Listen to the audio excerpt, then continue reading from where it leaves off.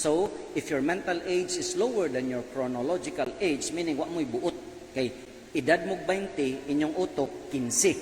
So, 15 over 20, you have a fraction, you will never get 100 if you multiply it by 100. The apostles were in trouble.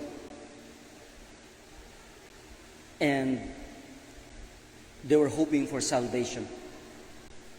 They were really in big trouble with the brothers and sisters because remember, they were expert fishermen. And the fact that they were scared of the wind, it means it must not have been an ordinary wind. Actually, the Sea of Galilee is a lake. It's called a sea because it's an open, very big. I've been there 3 times, and it really looks like a sea. It goes into the open sea. So they were used to squalls and strong winds and waves. And yet this time, they were so scared and they were hoping for salvation. But they didn't get what they hoped for until they exercised their faith in Jesus. Probably before they exercised their faith in Jesus and woke him up, probably they said, why should we wake up a carpenter? We are experts in the sea. We have been fishermen all our lives. This is our life. This is our life. Life in the sea. Suddenly, in humility, they were at their wits' end. Finally, the last resort. They woke up Jesus. But Jesus did not scold them. Jesus understood. Very understanding. What did Jesus do? He didn't scold them. He scolded the wind. Hurong! The story of the apostles in today's gospel, we see footprints of our story in our lives, my dear brothers and sisters. There are times when we are facing a blank wall and we incorporate lots of solutions, and prayer is always the last resort. Worse, some people do not even get closer to the last resort. They get depressed and some die in depression.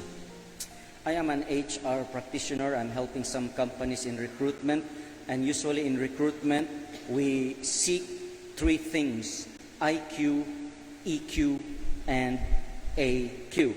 IQ is mental age over chronological age times 100. So should be proportionate so that you will have 100%.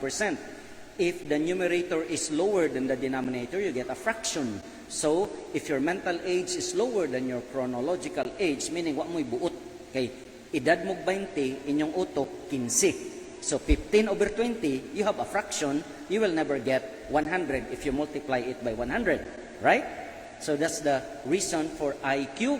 IQ means the proportion between your mental age and your chronological age. Multiply it by 100 so you get 100% if you get perfect. But there is also EQ, emotional quotient, but there is another one, adversity quotient. Adversity. I made this formula.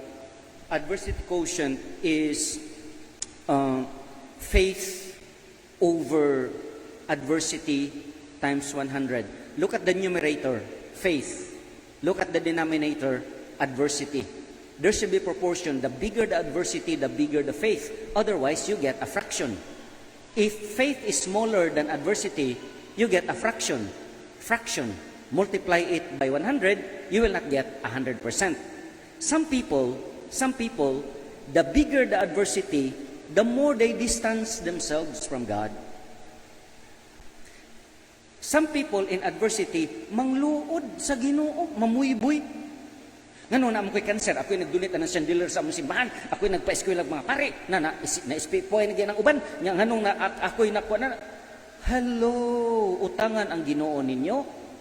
Huy, unsa may inyo? Sa Ginoo biya natanan. And so they distance themselves from God, and so in the formula, faith over adversity, their faith gets smaller and smaller as the adversity gets bigger and bigger, and so their adversity quotient is very low. Sometimes they die in depression. They give up. My dear brothers and sisters, check it out. What is your fallback position when you are in trouble? Ang uban, tagay ta pre para malimtan ang problema.